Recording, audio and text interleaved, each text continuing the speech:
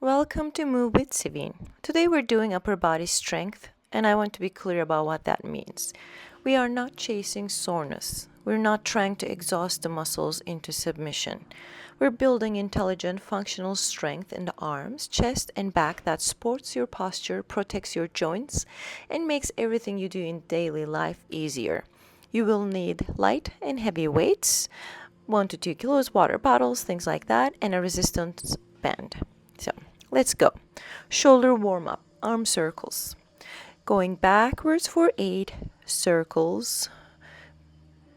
Starting with your fingertips, reaching them out, sweeping them back, keeping the spine long.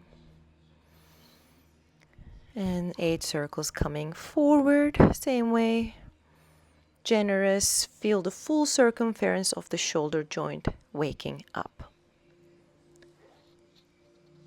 Wonderful. Now cross your right arm across your chest. Use your left hand to draw it gently closer, feeling a stretch through the posterior deltoid and the back of the shoulder.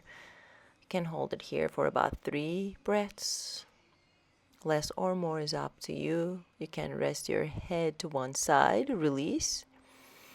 And do the same thing with the left arm across your chest. Pull it with your right. The posterior deltoid and the back of the rotator cuff are often the tightest part of the shoulder in people who sit and type. Stretching them before strength work is not optional. It prepares the joint for safe, full range movement. Now moving on to our chest press on the floor with weights. I'm using heavier weights on this one. You choose what works for you. Come down to the floor, and as you're coming down, you want to make sure to put the weights on your thighs, upper thighs, as you roll back, and then support the weights and lift the arms up. Bend your elbows 90 degrees and extend. Bend and extend. We're doing this 12 times. Reach, bend, and extend. Press both weights up towards the ceiling, arms almost straight at the top, and lower slowly back to 90 degrees or elbows closer or slightly touching the floor. That slow eccentric work is where the chest and tricep development actually happens. We don't want to do this really fast. Keep your lower back gently pressed into the floor. Don't let it arch as the weights go up. Keep the shoulder blades pressing into the floor, and that's it. Wonderful. Now we're going to move on to a push-up variation. You can move your weights aside. Come to your push-up position. Choose your variation: full push-up on hands and toes, modified on hands and knees, or standing with hands on the wall if the wrist needs support today. Doesn't matter which one you choose. Lower your chest down toward the floor, keeping your elbows at 45 degrees from your body, not flaring wide. Lower slowly and push up. 10 repetitions. The slow lowering creates far more chest and tricep work than a fast repetition. Keep your core engaged the entire time. Your body should be one long line from head to the knees or to the toes. No sagging hips, no piking. Great. And one more. And reach back into a child's pose and take a nice deep breath. Beautiful. We're going to move on to a bent over row with both arms. So stand with hip width apart. Again, I will be using the heavier weights. You choose what works for you. Take a weight in each hand. Hinge forward from your hips. Back flat, spine long, torso at about 45 to 90 degrees. Let your arms hang straight down. Pull up and reach. 12 repetitions. Up and reach. Good, elbows back, pulling the weights toward your hips, squeezing your shoulder blades together at the top. Hold for a little second and then lower. The bent over row is one of the most important exercises for postural health. It directly strengthens the rhomboids, the mid and lower trapezius, and the posterior deltoid, all the muscles responsible for pulling the shoulder blades back and down, which is the exact movement that contracts forward rounding. Great. And one more, and rest. Great. Moving on to lateral raises. You could do it seated, standing, or on your knees. I'm getting my lighter weights for this one. Staying tall with your spine, weights by your sides. Raise both arms out to the sides, up the shoulder height, and lower slowly. Again, lift it up, 12 repetitions, and down. Keep a very slight bend in the elbows. Never lock them straight. The lateral raise targets the medial deltoid, the middle shoulder muscle that gives the shoulder its rounded shape and its stability. You have 6 more. It is also one of the muscles most responsible for fall prevention because it controls the ability to reach out to the side and catch yourself. Great. Lift and down, and again lift and down, lift. Wonderful. And one more. Great. Now going to front raises, again 12 repetitions. Weights by your sides. Now raise both arms straight forward to shoulder height and lower slowly. 11 more. The front raise targets the anterior deltoid and the upper chest, the muscles that control forward reaching, lifting things overhead and pushing movements. They work in concert with the chest and the tricep in most daily pushing tasks. Great.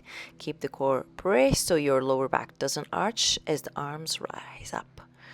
Up and down. Great. One more time. Lift and down.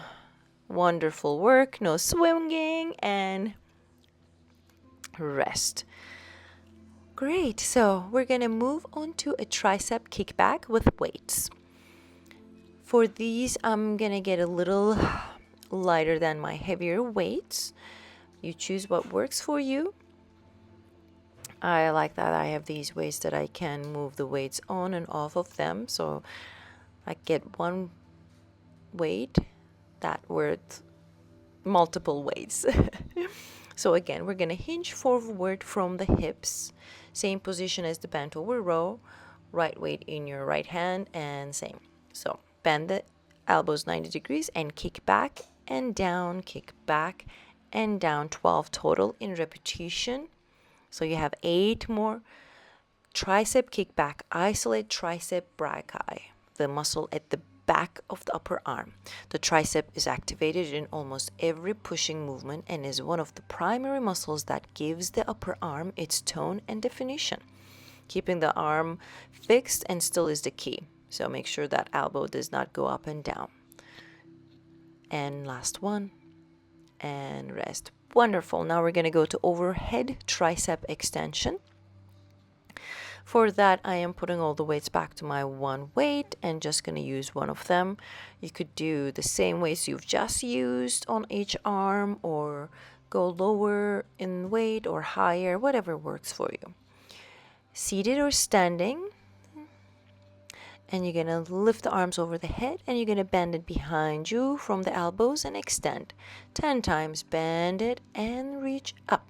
This is the long head over the tricep being stretched and contracted simultaneously, which makes it the most effective tricep exercise available. The long head crosses the shoulder joint as well as the elbow, so working it in its overhead position recruits more muscle fiber than the kickback alone. Great work. Bend and lift, almost there. Bend and push up over the head, and last one. And rest. Wonderful. We're going to move on to our TheraBand. Pull aparts, chest level. So stand or seated tall. Hold your resistant band in front of you at chest height. Hands wide, arms straight. Now pull the band apart, throwing your hands out to the sides, squeezing the shoulder blades together as the band reaches to the level. And you open and close 15 times in total. The band pull apart is one of the most effective exercises for the rear deltoid and the rhomboids, the muscles between the shoulder blades that pull them back. It directly counteracts the forward rounding that comes from sitting and screen use. For every pushing exercise we do in the class, we need a pulling exercise to balance it. This is that balance. Very good. One more time. And shake it all off. Great. Now we're going to do a band pull apart overhead. So raise the band overhead, arms straight, hands wide. And now you're going to pull the band apart, drawing your hands out to the sides and down toward your shoulders like a lat pull down, and return back. 12 repetitions of this. This overhead pull apart targets the latissimus dorsi, the large back muscle that runs from the upper arm to the lower back, as well as the posterior shoulder. It creates the strength and mobility needed for overhead reaching, which is one of the functional movements most commonly lost with age and inactivity. Few more. And reach out and lift. And reach out and lift. And one more. And rest. Great. Going on to our renegade row. You can do it modified. It's going to be on a plank position, so choose your weight. Full or on your knees. That's up to you. You're going to take a weight on each hand, or you can just stay on one side for 8 repetitions and the other side for 8. I'm going to keep both weights on hands and do my plank holding on to my weights. You could do it the same way. So now the elbow goes back and down, lifting the weight 8 times. And then same thing without stopping. We're going to move to the left. So the renegade row is a compound exercise. It works the back, the bicep, and the core simultaneously. Now 8 times on the left. The anti-rotation demand on the core is particularly important. Keeping the hips from rotating as you row requires deep oblique and transverse abdominal activation. Great work. One more and rest. Yes, now we are going to our chest opener on the floor. So put the weights down, lie on your back. Let your arms fall wide open like a T shape. Palms facing up. Let your chest be completely open and close your eyes. After all that pushing and pulling and pressing, the chest and the front of the shoulders need to open and release. This passive chest opener lets gravity do the work. The weight of the arms pull the chest open, the pectoral muscles lengthen, and the thoracic spine extends gently. Breathe into the front of your chest, feel the collarbones widening, feel the front of the shoulders releasing.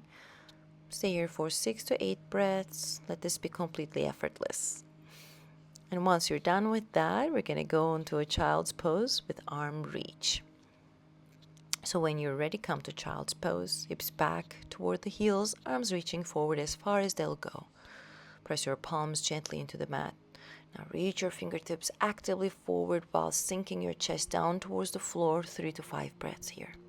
Feel the traction through the entire spine and the stretch through the lats and the tricep, the exact muscles we just worked. Wonderful. And let's move on to thread the needle on both sides. So come back to hands and knees and take your right arm and slide it along the floor under the body to the left, letting your right shoulder and ear come down to the floor. Left hand stays or reaches forward, whatever works for you. 3, 4 breaths here. Hips are square. One more breath and push down to come back to repeat it on the other side. And this exercise releases the rhomboids, the mid-trapezius, and the posterior shoulder. 3 of the muscle groups we worked hardest today. The rotational component also helps release any residual tension in the thoracic spine. Beautiful work.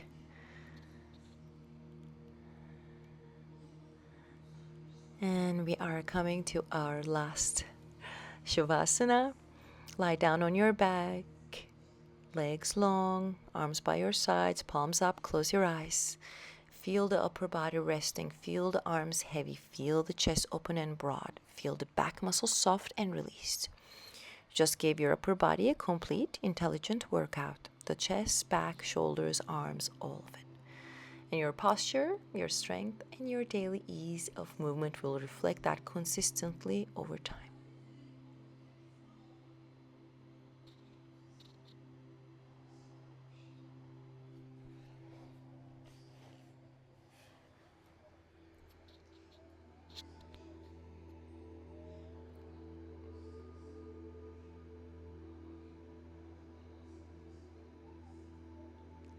Slowly come back, take a deep breath in and out, stretch your arms, roll to the side, whatever you need to do to get out of this resting pose to a seated position. That is your upper body strength class. And I want you to notice, how do your shoulders feel right now? How does your upper body back feel? That activation, that aliveness, that is what consistent upper body training feels like. Do this 2 to 3 times a week, combine it with the posture reset class, the wrist class, and the morning flow, and you will have a complete upper body practice that covers strength, mobility, and recovery. Leave a comment below. Which exercise surprised you the most? I read everything every day. New class every Thursday. Subscribe and like, and I will see you next week. Thank you so much. Namaste.